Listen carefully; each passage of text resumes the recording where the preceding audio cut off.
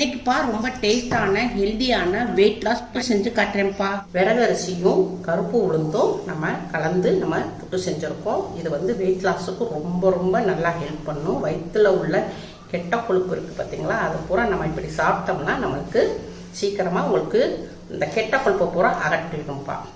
ரொம்ப சாஃப்டாக இருக்கும்ப்பா, ரொம்ப டேஸ்ட்டாக இருக்கும். பிரேக்ஃபாஸ்ட்டுக்கும் டின்னருக்கும் சாப்பிடலாம்ப்பா. வாங்க எப்படி செய்யலான்னு பார்ப்போம். சிறுதானியத்தில் ஒன்று விறகரிசி. இப்போ இதில் தான் நம்ம வந்து புட்டு செய்ய போகிறோம். நான் இப்போ இதை வந்து ஒரு கப் எடுத்துருக்கேன். டீ கிளாஸ் எடுத்தோம்னாக்கா ஒரு 3/4 கப்பு வரும். உங்களுக்கு அளவுக்கு மெஷர்மெண்ட்டு காட்டி காமிக்கிறேன். 3/4 கப்பு வருதுப்பா. இது வந்து அளவு வந்து 100 கிராம் 100 கிராம் எடுத்திருக்கேன். அதே கப்பில்ப்பா நம்ம வந்து இப்போ நம்ம சிறுதானிய விறகரிசி எடுத்தோம் இல்லையா, அதே கப்பில் நம்ம இப்போ இது வந்து கருப்பு உளுந்து. இந்த கருப்பு உளுந்தும் அதே அளவுக்கு எடுத்துக்குவோம். அதே அளவுக்கு கருப்பு உளுந்து எடுத்துக்கிட்டோம். 2 ஈக்குவலாக எடுத்துக்கிறணும். கேஸ் ஆன் பண்ணியிருக்கோம், கடாய் வச்சுருக்கோம். கடாய் கொஞ்சம் சூடாகட்டும். இப்போ வந்து நம்ம ஒரு 100 கிராம் நம்ம எடுத்துருக்கோம் கருப்பு உளுந்து. இதை நம்ம போட்டுக்குருவோம். இப்போ இதை வந்து நம்ம இதை வறுத்துக்கிறோம்.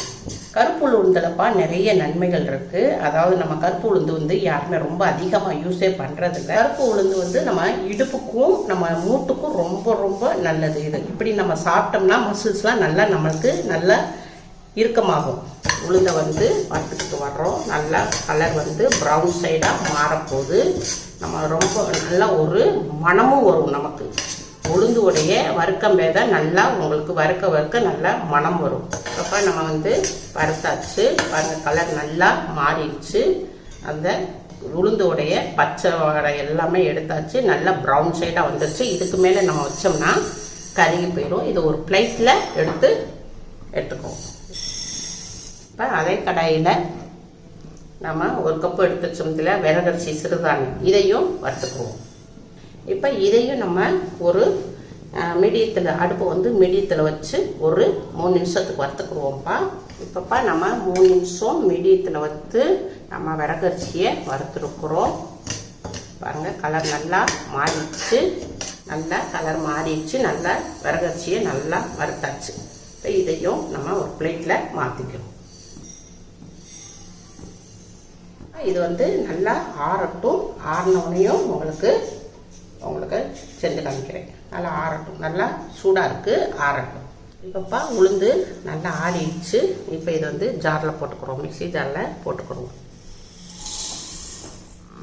மிக்சியில் அடித்து கொண்டு வரேன்ப்பா, பவுடராக்கி கொண்டு வரேன். இப்போப்பா நான் அம்மா வந்து அடித்து கொண்டு வந்துட்டேன். பாருங்கள், நல்லா இப்படி பவுடராக்கி. ரொம்ப நைஸாக இல்லைப்பா, லைட்டாக பரப்பரன்னு இருக்குங்க. இதை பாருங்கள், லைட்டாக பரபரன்னு இருக்கு. ரொம்ப பரபரன்னு இருக்கக்கூடாது. ஏன்னா நம்ம வந்து இது வந்து புட்டு மாவு, அதனால ரொம்பவும் பரபரன்னு தான் நம்மளுக்கு நல்லா இருக்காது. மீடியமாக அப்படி இருக்கணும். இப்போ இதை வந்து ஒரு பவுலில் போட்டுக்குருவோம். இது பவுலில் போட்டோம். அதுக்கடுத்து நம்ம விறகரிசி சிறுதானியம் வறுத்து வச்சுருக்கோம் இல்லையா, இதையும் இதில் போட்டுக்கிறோம். நம்ம வந்து இந்த பொடி செய்கிற இந்த சின்ன ஜாரில் போட்டோம்னா நம்மளுக்கு சீக்கிரமாக அரைச்சிடும். அதனால தான் அம்மா வந்து உங்களுக்கு இந்த சின்ன ஜாரில் போட்டு காமிக்கிறோம். இப்போ இதையும் உங்களுக்கு பொடியாக்கி கொண்டு வரேன். அம்மாப்பா அடித்து கொண்டு வந்திருக்கேன். இது விறகரிசி சிறுதானியம்ப்பா. இதுவும் அதே மாதிரி தான். ரொம்பையும் மாவு மாதிரி அரைக்கக்கூடாது. இதுவும் அதே மாதிரி தான். இந்த பாருங்க, அம்மா செஞ்சு காமிக்கிற பாருங்க, கை பார்த்தீங்களா, இந்த மாதிரி இருக்கணும். ரொம்ப நொறுன்னு இருக்கக்கூடாதுப்பா. அது வந்து உங்களுக்கு புட்டு செய்யும்போது நல்லா இருக்காது. இந்த மாதிரி இருக்கணும்.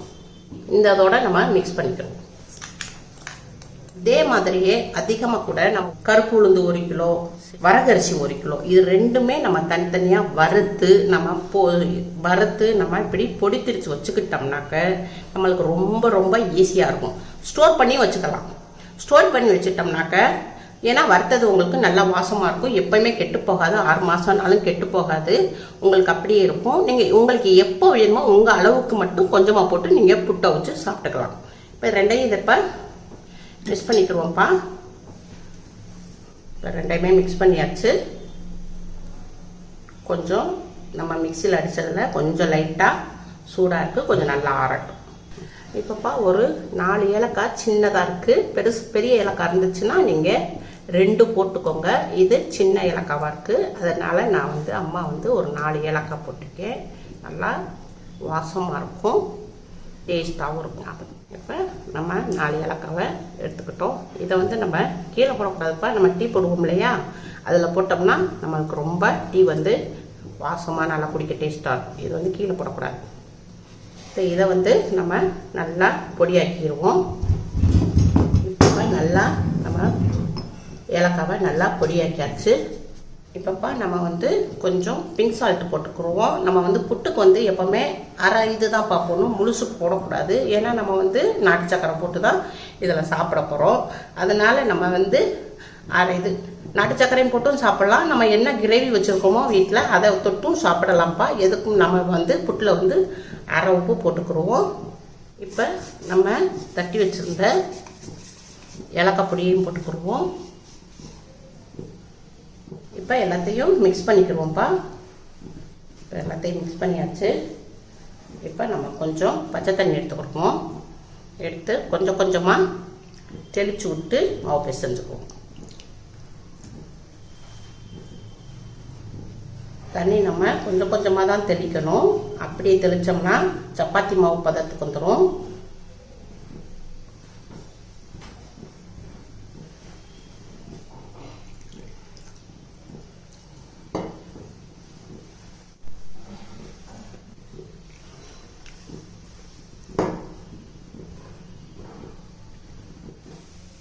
இப்போ நல்லா பிசைஞ்சுக்கிட்டோம்ப்பா. இப்போ நம்ம வந்து பிடிக்க வருதான்னு பார்க்கணும். இன்னும் கொஞ்சம் தண்ணி கொஞ்சம் கம்மியாக இருக்குது, கொஞ்சம் தண்ணி தெளிச்சுக்கிடுவோம்.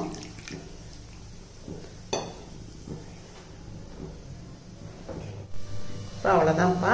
நல்லா தண்ணி கரெக்டான லெவலுக்கு ஊற்றிட்டோம். இப்படி தான் இருக்கணும் பாருங்கள். இந்த அளவுக்கு நல்லா பொழு பொழுன்னு இருக்கணும்.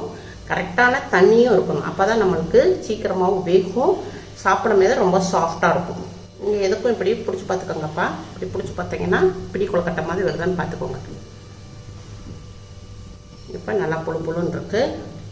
இப்போ வந்து இதை வந்து ஒரு முடி போட்டு ஒரு 5 நிமிஷத்துக்கு செட் ஆக்கி விடுவோம். இப்போப்பா 5 நிமிஷம் மாவு நல்லா புட்டு மாவு நல்லா செட் ஆயிடுச்சு. நல்லா புழு புழுன்னு இருக்கு. நம்ம இப்படி செஞ்சு சாப்பிட்டோம்னாப்பா நம்ம உடம்புல தேவையில்லாத கொழுப்புகள் இருக்கு இல்லையா, அது பூரா நம்மளுக்கு அகற்றக்கூடியது. நல்லா உடம்புக்கும் நல்லா ஹெல்தி வேற. இப்போப்பா நான் புட்டுக்குள்ள எடுத்திருக்கேன். இப்போ வந்து இதை உள்ளே போட்டுக்குவோம். அம்மா வந்து தேங்காய் திருகி வச்சுருக்கேன். இப்போ இதையும் ஒரு 2 ஸ்பூன் போட்டுக்குவோம். 2 ஸ்பூன் போட்டுக்கிட்டோம். இப்போ மாவு ஃபுல்லாக இதில் போட்டுக்குவோம்.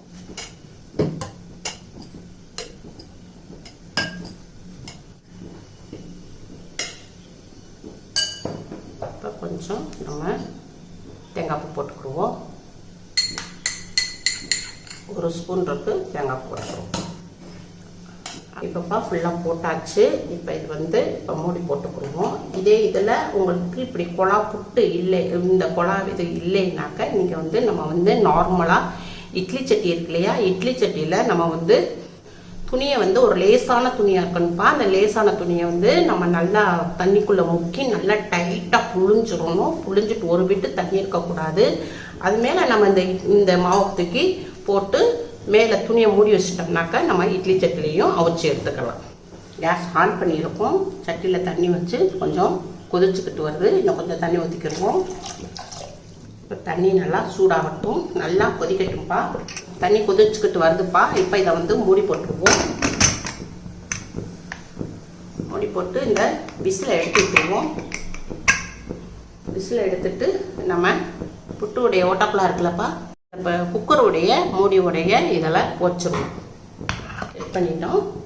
இப்போ இது வந்து ஒரு 10 நிமிஷத்துக்கு நல்லா வேகட்டும்.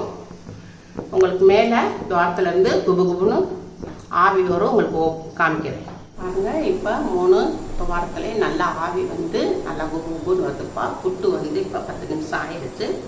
புட்டு வந்து எந்திரிச்சு இப்போ கேஸ் ஆஃப் பண்ணிடுவோம்.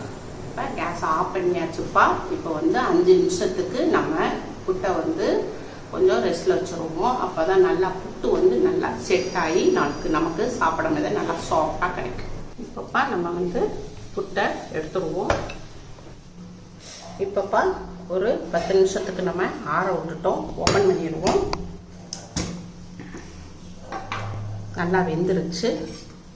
இப்போ ஒரு பின்னாடி இந்த ஹோல் இருக்குல்லப்பா, ஹோலில் வச்சு தள்ளி விடணும். இப்போ இதை நம்ம இந்த கம்பி வச்சு தள்ளி விட்டோம்னா நமக்கு வந்துடும்.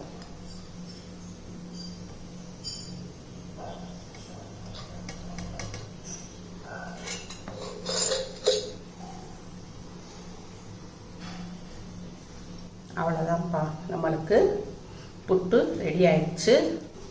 இப்போ இதுக்கு தொட்டுக்கிறதுக்கு நம்ம வந்து சர்க்கரை வச்சுருக்கேன், நாட்டு சர்க்கரையில் நம்ம கொஞ்சம் வாழைப்பழம் வச்சுக்கோங்க. வாழைப்பழத்தையும் நாட்டு சர்க்கரையும் போட்டு பிசைஞ்சு சாப்பிடலாம். இல்லை இப்படி நம்ம பாசி பயிர் இருக்கு இல்லையா, அதில் நான் கிரேவி வச்சுருக்கேன், அதையும் போட்டு சாப்பிட்டுக்கலாம். வேறு நம்ம வீட்டில் என்ன கிரேவி வச்சுருக்கோமோ, நம்மளுக்கு இனிப்பு பிடிக்காதவங்களுக்கு நம்ம வீட்டில் என்ன கிரேவி வச்சுருக்கோமோ அதுவும் போட்டு சாப்பிடலாம்ப்பா. வெயிட் லாஸ்க்கு ரொம்ப ரொம்ப நல்லா ஹெல்ப் பண்ணும்ப்பா. ஹெல்த்தியானது, ரொம்ப டேஸ்ட்டாக இருக்குது. உங்கள் வீட்டில் செஞ்சு பாருங்கள். அம்மாவுக்கு லைக் பண்ணுங்கள், ஷேர் பண்ணுங்கள், சப்ஸ்கிரைப் பண்ணுங்கள்.